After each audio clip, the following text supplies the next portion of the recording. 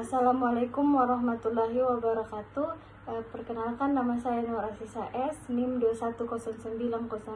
210906502072 dari kelas A EPB Ekonomi Pembangunan 2021. Di sini saya akan menjelaskan beberapa materi dari mata kuliah saya, yaitu ekonomi makro. Langsung saja materi yang ingin saya jelaskan pertama, yaitu tentang perekonomian jangka panjang. Apa yang menyebabkan perekonomian jangka panjang? Sumber pertumbuhan ekonomi jangka panjang terkait erat dengan kuantitas dan kualitas pasokan faktor produksi di suatu negara. Dalam arti, kapasitas produksi perekonomian meningkat ketika pasokan faktor produksi bertambah dan kualitasnya meningkat. Masalah perekonomian untuk jangka panjang. Pertama, pertumbuhan penduduk meningkat. Kita tahu bahwa jumlah penduduk Indonesia termasuk padat. Pasalnya ada 200 juta lebih. Permasalahannya adalah laju angka melahirkan lebih tinggi, padahal luas lahan tanah yang terbentang tidak bisa bertambah. Dampaknya, lahan akan menyempit, jumlah penduduk akan semakin tinggi, permintaan produksi tinggi. Permintaan produksi tinggi, padahal kita mengalami keterbatasan dalam hal teknis produksi tersebut, di mana tingginya permintaan produksi dipengaruhi oleh tabungan masyarakat. Tabungan masyarakat berkaitan dengan tingkat pendapatan dan konsumsi. Jadi, apabila terjadi peningkatan kapasitas produksi, maka tabungan juga harus ditingkatkan. Kemudian mengatasi masalahnya yaitu jumlah penduduk, jumlah output barang dan jasa, kemudian dana investasi dalam perekonomian untuk mengurangi dari kegagalan pasar atau market failure, seperti kekakuan harga monopoli dan dampak negatif kegiatan usaha swasta. Contohnya pencemaran lingkungan.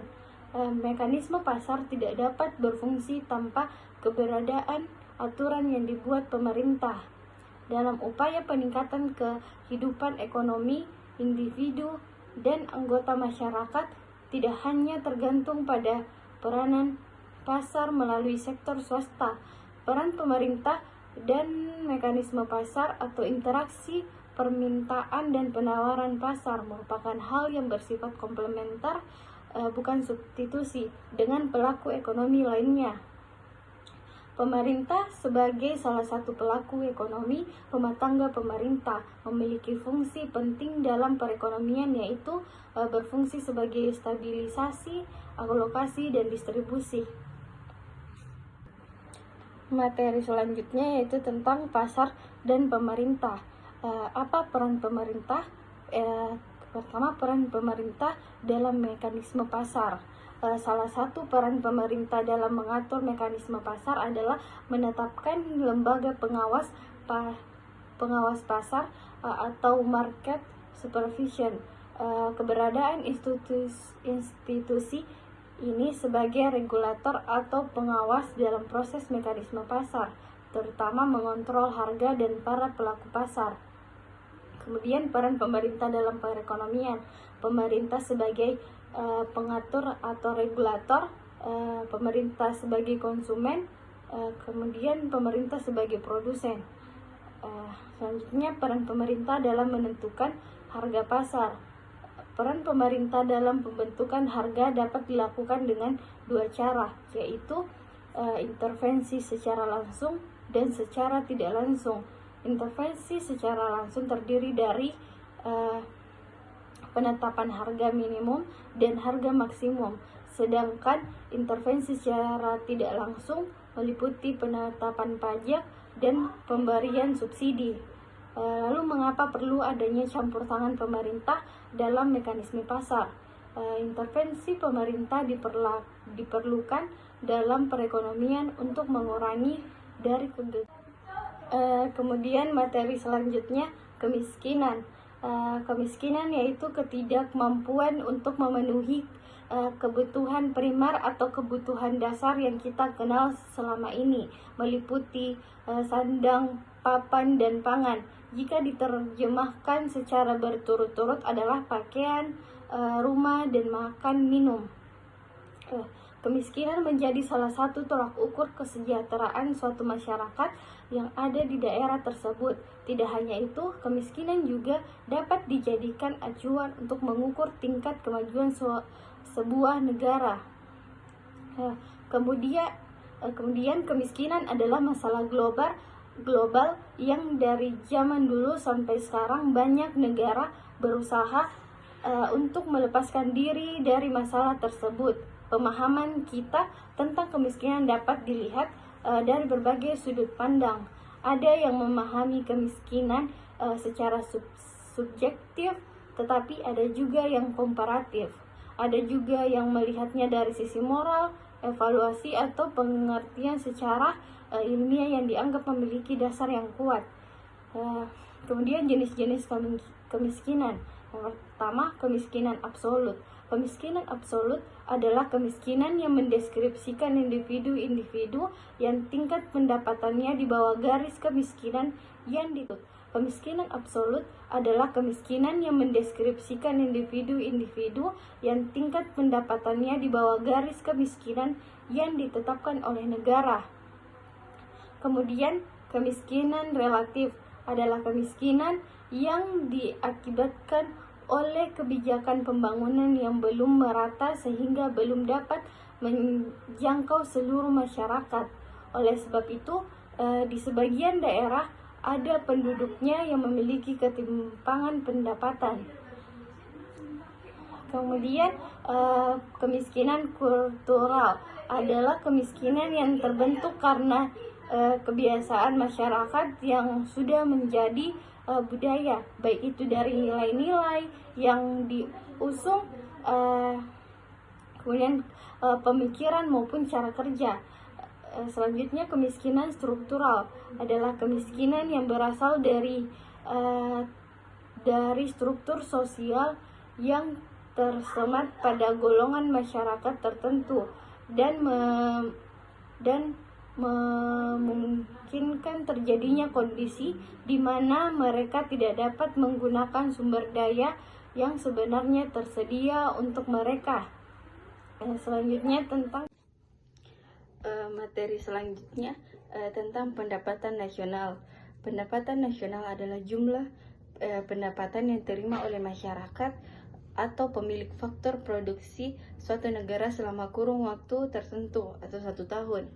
Besarnya pendapatan nasional dapat ditentukan melalui 3 pendekatan, yaitu pendekatan produksi, pendekatan pendapatan, dan pendekatan pengeluaran.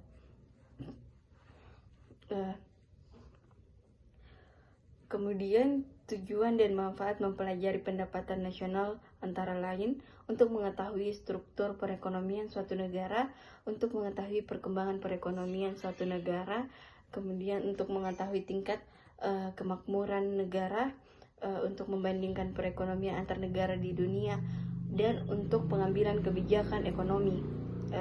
Selanjutnya, komponen pendapatan nasional terdiri dari sisi produksi, sisi pengeluaran, dan sisi pendapatan.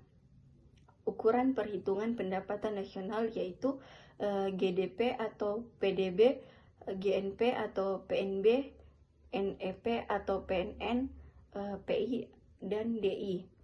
Faktor-faktor yang memengaruhi komponen pendapatan nasional yaitu pihak pembeli atau konsumen yang dirumuskan Y sama dengan CS. Kemudian pihak penjual atau produsen yang dirumuskan Y sama dengan CI. Materi selanjutnya yaitu tentang pembangunan ekonomi dan ketahanan pangan di Sulawesi Selatan. Pertumbuhan ekonomi menurut lapangan usaha, pertumbuhan ekonomi Indonesia pada 2021 tumbuh positif di angka 7,07% terhadap triwulan 2 2020. Pertumbuhan ini didukung oleh dari sisi produksi lapangan usaha, transportasi, dan pergudangan mengalami pertumbuhan tinggi sebesar 25,10%. Kemudian disusul oleh penyedia akomodasi yang tumbuh sebesar 21,58%. Kemudian analisis indikator makro ekonomi Sulawesi Selatan triwulan 4 2021 merupakan publikasi baru yang dibuat oleh BPS Provinsi Sulawesi Selatan dan secara rutin akan terbit setiap triwulan. Perkembangan perekonomian Sulawesi Selatan secara berkala setiap triwulannya.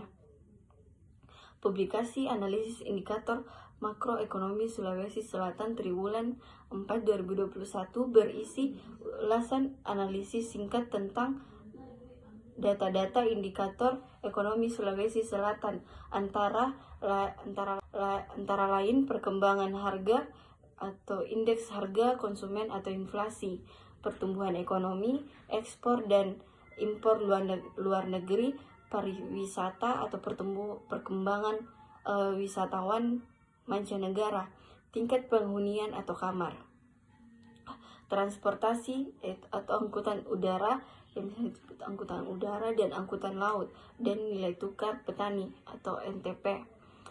Kemudian ketersediaan lahan pangan untuk pertanian. Lahan pertanian adalah lahan yang ditujukan atau cocok untuk dijadikan lahan usaha tani untuk memproduksi tanaman pertanian maupun hewan ternak. Lahan pertanian merupakan salah satu sumber daya utama pada usaha pertanian.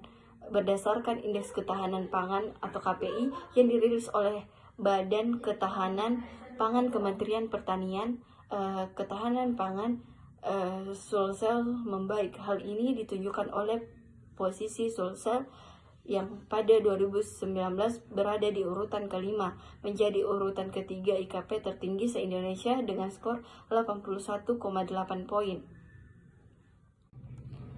Materi selanjutnya tentang sejarah pemikiran ekonomi.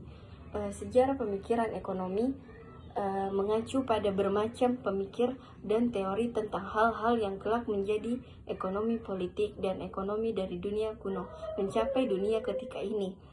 Studi ini mencakup banyak sekolah pemikiran ekonomi yang berbeda-beda. Penulis Yunani seperti filsuf Aristoteles membahas pemikiran tentang seni, mendapat kekayaan dan mempertanyakan apakah properti sebaiknya berada dalam kepemilikan swasta atau umum. Pada ratus tahun menengah, cendekiawan seperti Thomas Aquinas menyatakan bahwa adalah suatu kewajiban moral usaha, dagang, atau jasa untuk menjual barang-barang dengan harga wajar. Filsuf Britania Adam Smith sering disebut-sebut untuk bapak ekonomi modern sebab treatise-nya The Will of Nations 1776 pemikirannya diproduksi sesuai bermacam karya dari pendahulunya pada ratus tahun ke-18, terutama pada Fisiokrat. Bukunya muncul pada malam revolusi industri dengan perubahan-perubahan akbar dalam dunia ekonomi. Penerus Smith mencakup para pandai ekonomi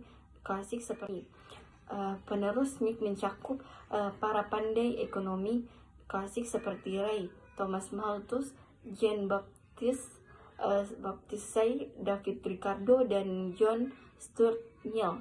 Mereka menguji cara kelas bawah, kapitalis, dan buruh memproduksi dan mendistribusikan penghasilan negara dan menguji efek populasi perdagangan internasional.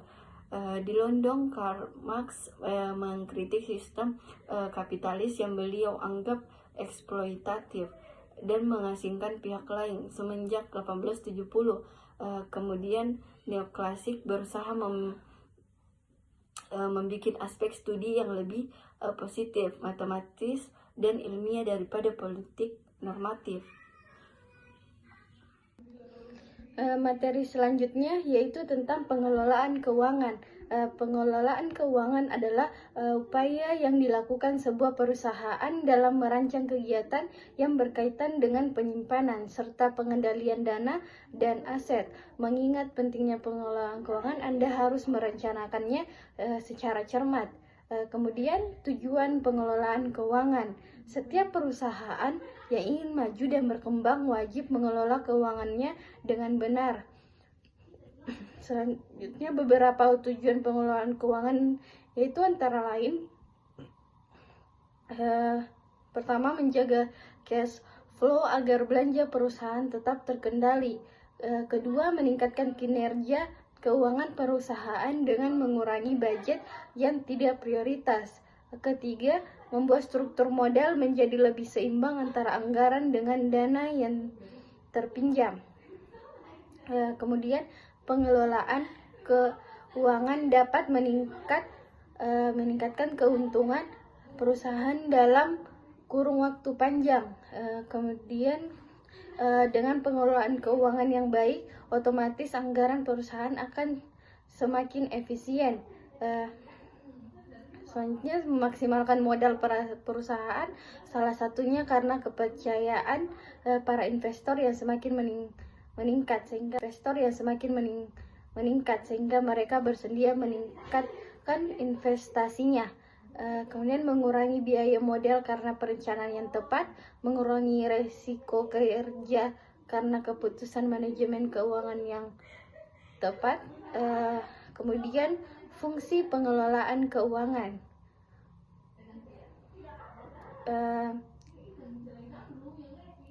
Beberapa fungsi pengelolaan yang dijalankan oleh manajer perusahaan yaitu fungsi planning, yakni sebuah perencanaan keuangan di perusahaan yang mencakup manajemen uang kas, perhitungan rugi laba, serta perencanaan cash flow. Kemudian fungsi budgeting merupakan kegiatan pengangguran untuk pengadaan barang atau jasa yang dimana Anda harus menekan budget seminimal mungkin untuk meraih keuntungan yang lebih besar. Selanjutnya fungsi controlling, fokus pada pengawasan dan evaluasi terhadap kondisi keuangan sehingga sistem keuangan berjalan dengan baik. Selanjutnya fungsi auditing, mengarahkan Anda untuk memeriksa keuangan sesuai prinsip akuntansi untuk menghindari potensi penyelewangan dana. Kemudian terakhir fungsi penyelewangan dana. Kemudian terakhir fungsi reporting adalah kegiatan pelaporan kinerja keuangan. Prosesnya harus dilakukan secara terbuka karena laporan ini berisi informasi tentang kondisi keuangan perusahaan. Itu beberapa materi yang saya jelaskan. Mungkin cukup, mungkin sampai di sini, dan assalamualaikum warahmatullahi wabarakatuh.